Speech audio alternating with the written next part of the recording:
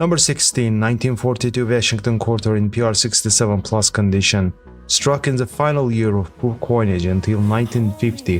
By 1942, proof production was way up, and 21,123 pieces were produced, fully brilliant and extremely reflective, with just a faint whisper of gold iridescence at the reverse periphery of this gem. It was sold for $1,680. Number 15, here is 1978 Eisenhower dollar in MS67 condition. According to tax powers roughly handled by Treasury Department employees and bank personnel, circulation strike Ike dollars as a type are rare in superb gem mint state. This final year Denver mint example is impressively smooth with subtle toning in iridescent powder blue and champagne apricot. It was sold for $1,140. Number 14, this is 1938 Washington quarter in PR68 condition, a virtually pristine superb gem with mottled pastel toning to universally mirrored surfaces, impressive condition rarity from a mintage of 8,045 proofs, one of the most limited in the Washington quarter series. It ended up selling for $2,280. Number 13, this is 1974 Eisenhower dollar in MS66 plus condition. Predominantly pearl gray surfaces reveal intermingled powder blue, olive gold and pale pink highlights under a light. Expertly produced and very carefully preserved, with a mintage of more than 27 million coins. The 1974 copper and nickel Eisenhower dollar is not a rare issue, however. Not a lot of attention was paid to it at the time of production and few gems are known. Several factors account for lack of nice examples. They were carelessly made and had overall low relief, making them more susceptible to early wear, especially when jostled around in pockets or stored in sacks. These MS66 Plus specimens fetched a sum of $2,640 at auction. Number 12, here is 1984 Lincoln penny with double diverse, otherwise double ear Lincoln, graded in mint state 68 red by PCGS.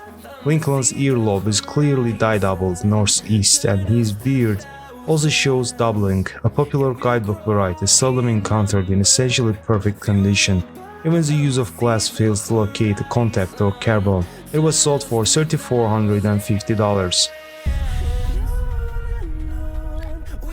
Number 11, moving on with his 1971 Jefferson nickel proof, graded as PR69 cameo by NGC. What makes this proof coin so valuable is that S mint mark is missing on a verse, while the proof Roosevelt Time series has a number of no S varieties. Only one such variety is recognized for the larger Jefferson nickel. This high-end no S proof from 1971 has outstanding contrast and virtually flawless surfaces. The mirrors in particular are remarkable. It ended up selling for $3,450.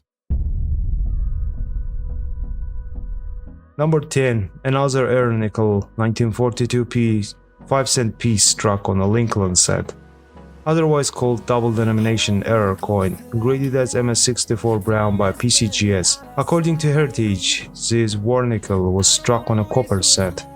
Lincoln is nearly inverted relative to Monticello.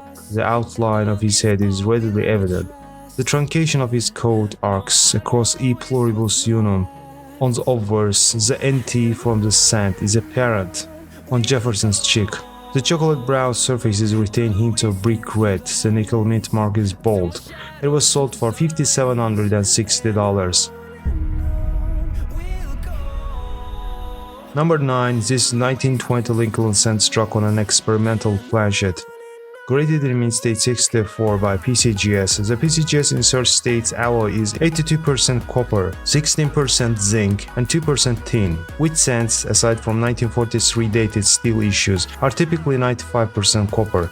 This satiny and well-struck cent has olive gold color unusual for a Lincoln cent of any year. Essentially devoid of marks, though we note small spots near the ST in the trust and relatively small spot east of the Lincoln's nose. The obverse ring between 1:30 and 3 o'clock has a few minute depressions as made. It ended up selling for $5,280. Number 8, here is 1943p Jefferson nickel struck on a steel sand planchet graded as MS64 by NGC. An amazingly lustrous steel white example of this 1 year only error type, wherein a 1943p war nickel was struck on a blank meant for steel sand production. The date and the mint mark are visible in the entirety, though certain elements at the left peripheral on each side are partly cut off. It fetched a sum of $9,775. Number 7. Moving on with his 1929S Lincoln Center MS66 Plus wet condition. The 1929S is one of more challenging issues in the Lincoln Center series in gem or finer full red grades, and it is rare at the premium gem red level. Satiny copper orange luster encompasses each side, while the design elements show above average definition. A few tiny carbon specks are noted upon close examination, though the surfaces are otherwise beautifully preserved. It was sold for $14,400. Number 6, here is 1944 Washington quarter struck on a zinc-plated steel planchet, graded in mint state 62 by NGC. A magnetic zinc-plated steel sands were struck in 1943, and the alloy was also used in 1944 to strike a much smaller quantity of 2 francs at Philadelphia Mint for war-torn Belgium. One of the aforementioned zinc-plated steel sands, in use for only 2 years, ended up between 1944 Washington quarter dies to become these of metal mint error. The present mint state example was struck flush with color die near 6 o'clock and has a bold date, Liberty, and the denomination are altogether absent. This wartime error quarter was sold for $16,800. Number 5, this is 1932D Washington quarter. Graded in mint state 65 by PCGS, grade was later proven by CAC. The classic Washington quarter silver series from 1932 to 1964 is one that a new generation of collector has moved into backwards, so to speak. The wide popularity and success of statehood quarter series drew literally millions of new collectors into numismatics, many of them casual, but the percentage became quite serious. Some collectors have now expanded their acquisitions backward in the class issues of 1965 later, as well as the even earlier silver pieces, but the 1932D remains a stopper of the series for the new collectors. The few gems available are capstone for the finest registry sets as well as the finest grade obtainable. The present example boasts impressive mint luster over near brilliant surfaces. It was sold for $17,250. Number 4, this is 1923 piece dollar double struck, second strike off center. Date and motto "In God We Trust" is not fully struck. Backside of a coin displays poor impression as well. Graded in mint state 64, this error coin ended up selling for $18,000. Number 3, here is 1926D Buffalo nickel with attractive toning. Graded in mint state 67 by NGC. According to Heritage, no other issue in the series has quite the same reputation as the 1926D.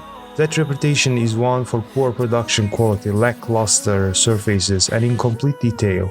While strike alone was not the culprit, the Denver Mint did use dyes well past their normal life as a cost-cutting measure. This elusive 1926D is simply exceptional. It was sold for $38,400. Number 2, this is 1923 S Lincoln Center MS65 red condition. The 1923S is a challenging issue in the red color category, most often seen in MS64 but occasionally in MS63. Gem red pieces are notably rare. This coin is showing satiny copper orange and golden hues with well-struck design elements and remarkably little evidence of die fatigue. A few microscopic flecks are discernible on each side. It was sold for $60,000. Number 1, and the most expensive lot of this episode, 1926S Lincoln Center MS65 red condition. During 1940s and 50s, collectors retrieved numerous 1926S cents from circulation, providing a supply of worn pieces for modern numismatists. However, circulated representatives become noticeably more elusive in AU levels, and mint-state examples of this issue are all more challenging to locate, particularly with original red color. Most mint-state examples known are either attractively lustrous but poorly struck, or sharply impressed but toned brown. This specimen is fully lustrous. Satin orange gold surfaces yield boldly rendered design elements, and the eye appeal is nothing short of remarkable for the issue. It ended up selling for $102,000. Thanks for watching, guys. Keep following us on YouTube, and don't forget to hit subscribe and like buttons. Have a good one.